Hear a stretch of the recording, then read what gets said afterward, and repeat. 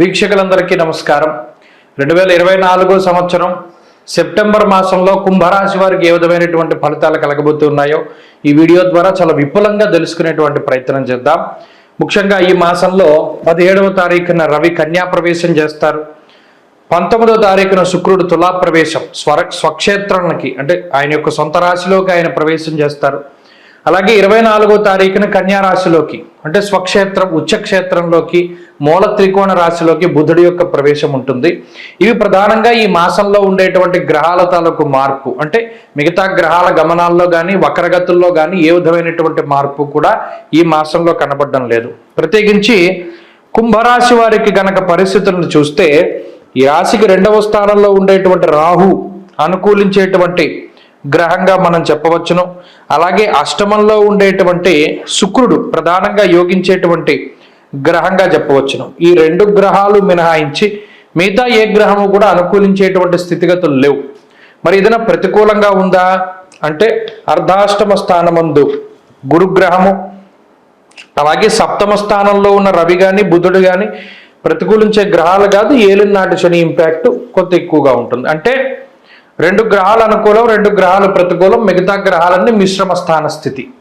17వ తారీఖు దాటిన తర్వాత మాత్రం రవి కూడా అష్టమంలోకి వెళుతున్నారు కాబట్టి ఆ అష్టమ రవి యొక్క స్థితిగతులు కూడా కొంత ఇబ్బందికరంగా ఉన్నాయి. అంటే కుంభరాశి వారికి ఇది సాధారణమైనటువంటి మాసంగానే చెప్పచ్చు.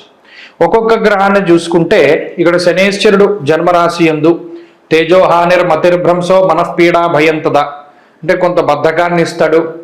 మీ మీద నీలాపనిందలు వచ్చేలా చేస్తారు. ప్రతి పని వాయిదా వేసుకునేలా చేస్తారు. అలాగే సోమరతనాన్ని పెంపొందిస్తారు. వ్యసనాలకి బానిసలయ్యేటువంటి విధంగా ప్రోత్సహిస్తారు.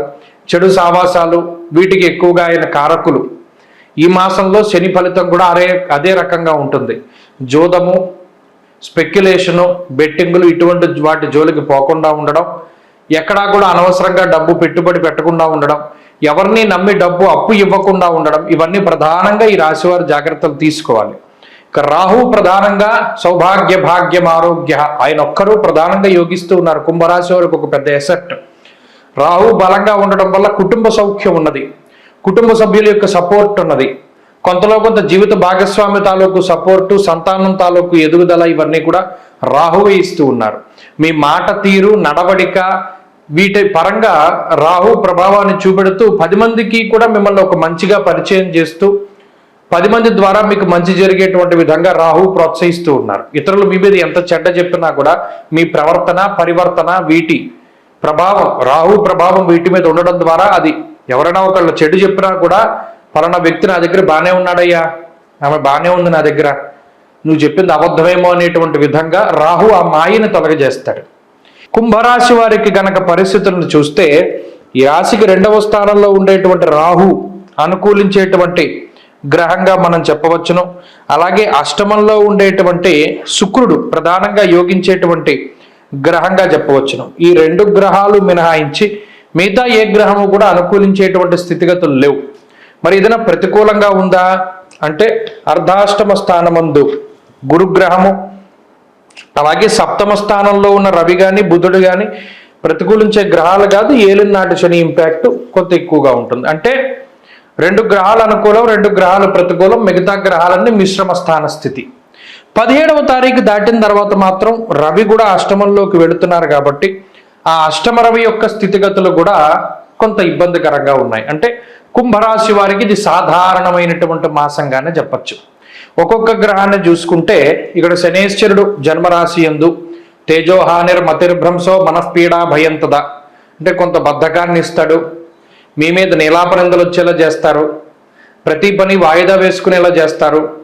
అలాగే సోమరతనాన్ని పెంపొందిస్తారు. వ్యసనాలకి బానిసలయ్యేటువంటి విధంగా ప్రోత్సహిస్తారు. చెడు సావాసాలు వీటికి ఎక్కువగా ఆయన కారకులు. ఈ మాసంలో శని ఫలితం కూడా అదే రకంగా ఉంటుంది. జోదము, స్పెక్యులేషను, బెట్టింగులు ఇటువంటి వాటి జోలికి పోకుండా ఉండడం, ఎక్కడా కూడా అనవసరంగా డబ్బు పెట్టుబడి పెట్టకుండా ఉండడం, ఎవరిని నమ్మి డబ్బు అప్పు ఇవ్వకుండా ఉండడం, ఇవన్నీ ప్రధానంగా ఈ రాశివారు జాగ్రత్తలు తీసుకోవాలి. ఇక రాహు ప్రధానంగా సౌభాగ్య భాగ్యం ఆరోగ్య ఆయన ఒక్కరూ ప్రధానంగా యోగిస్తూ ఉన్నారు. కుంభరాశి వారికి ఒక పెద్ద ఎసెట్.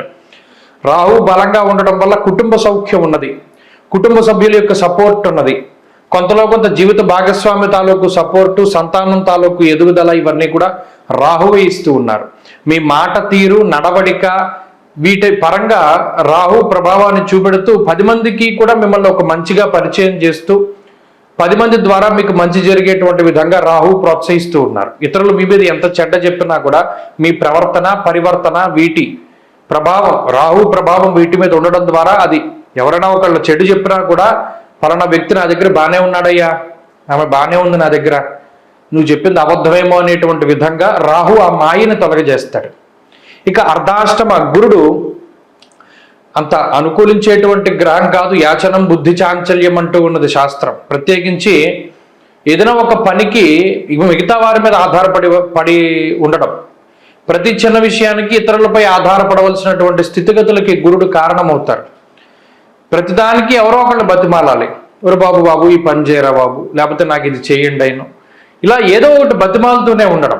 అథారిటేటివ్గా ఉండనివ్వడు, ఎప్పుడూ కూడా ఆర్డర్ వేసేటువంటి విధంగా ఉండనివ్వరు, ఎప్పుడు బతిమాలేటువంటి ధోరణే ఉంటుంది. దానికి గురుడు కారణం. కుటుంబ సభ్యుల దగ్గర కూడా అంతే. వారు మీకు అనుకూలంగా ఉన్నారు అంటే మీ విధేయత బట్టే ఉంటారు. అంటే పోలే వాడు ఎంత కష్టపడుతున్నాడు, వాడు మనం చెప్పింది చేస్తున్నాడు కదా, మనం కూడా చేద్దాం అనేటువంటి విధానంలో. ఇక కుజుడిచ్చేటువంటి ఫలితం మిశ్రమమైనటువంటి ఫలితం. అగ్రెసివ్నెస్ ఇస్తారు, చీటికి మాటికి కోప్పడేటువంటి మనస్తత్వం, ఎక్కువగా పిల్లల ఆరోగ్యంపై ప్రభావం చూపెడుతుంది ఇప్పుడున్నటువంటి గ్రహస్థితి. అలాగే సప్తమ రాహు, సప్తమ రవి, ఈ సప్తమ స్థానంలో రవి గ్రహం సామంత జన విద్వేష అంటూ ఉన్నది శాస్త్రం. అంటే ప్రతి చిన్న విషయానికి మీ మీద కోప్పడుతూ ఉండడం. ఎవరు? మీ స్నేహితులు, శ్రేయోభిలాషులు, బంధువులు. ఏదో ఒకటి మీరు అనకపోయినా, మీరు ఏదైనా మంచిగా అన్నా కూడా వారు చెడుగా తీసుకుంటూ ఉండడం. ఇలా అనుకోని గొడవలు వీటికి ఈ గ్రహస్థితి కారణమవుతుంది. ఇలా ఇప్పుడున్నటువంటి గ్రహస్థితి ఆర్థిక సమస్యల్ని ఇవ్వకపోయినా మానసికమైన ఇబ్బందుల్ని, శారీరకమైనటువంటి కష్టాన్ని ఎక్కువగా ఇస్తూ ఉన్నది. కాబట్టి కుంభరాశి వారు ఈ సెప్టెంబర్లో దానికి జాగ్రత్తలు తీసుకోవాలి. ప్రత్యేకించి 17వ తారీఖు దాటాక అష్టమంలోకి రవి వెళుతూ ఉన్నారు కాబట్టి అప్పుడు కూడా కొంత, ఎందుకంటే దుర్దోష శత్రు సంవాద, అప్పుడు కూడా శత్రువులతోనే సమస్య, బంధువులు శత్రువులుగా మారుతూ ఉండడం, శత్రువులు మీ మీద ఏదైనా నిందారోపణలు లేదా కోర్టు కేసులు, గొడవలు, చలానాలు ఇటువంటి వాటితోటి కొద్దిగా చికాగ్గా ఉంటుంది తప్పితే మరేదీ లేదు. ఇందులో ఆర్థిక పరిస్థితులు బాగున్నాయి, ఉద్యోగ వ్యాపారాది పరిస్థితులు కూడా సానుకూలంగా ఉన్నాయి. చదువురులకు మాత్రం ఇదంత మంచి గ్రహస్థితి కాదు. కాబట్టి కుంభరాశి వారు ఈ మాసంలో ప్రత్యేకించి ఏలినాటి శని పరిహారాలు, గురుగ్రహ పరిహారాలు, రవిగ్రహ పరిహారాలు ఎక్కువగా ఆచరించాలి. శనివారం నాడు తెల్ల జిల్లేడు పుష్పాలను మాలగా కట్టి శివుడికి సమర్పణ చేసి, నందికి సమర్పణ చేసి, శనివారం నంది దగ్గర దీపారాధన ప్రదోష సమయంలో గనక చేస్తే అటు రవిగ్రహం, శనిగ్రహం యొక్క దోషాలు పోతాయి. దక్షిణామూర్తి యొక్క ఆరాధన ఎక్కువగా ప్రతిరోజు చేయగలిగితే, లేదా సిద్ధమంగళ స్తోత్రాన్ని ప్రతిరోజు చదవగలిగితే గురుడు కూడా అనుకూలంగా మారుతారు. ఆ విధంగా ముందుకు వెళ్ళండి. ఈ మాసంలో మంచి ఫలితాలు సంప్రాప్తమవుతాయి. స్వస్తి.